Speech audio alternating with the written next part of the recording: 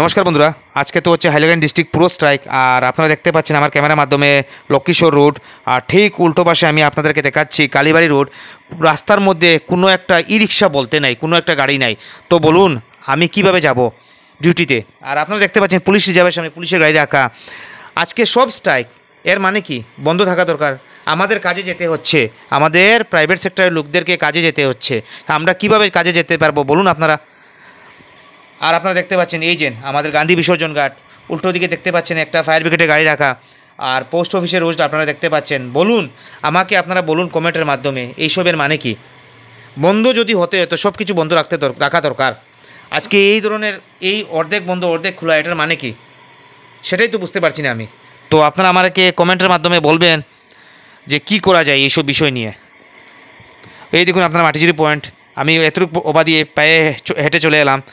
কতটুকু পাবো, গাড়ি পাবো কি না না সঠিক তাও জানি না, যাচ্ছি, দেখা যাক কী হয়।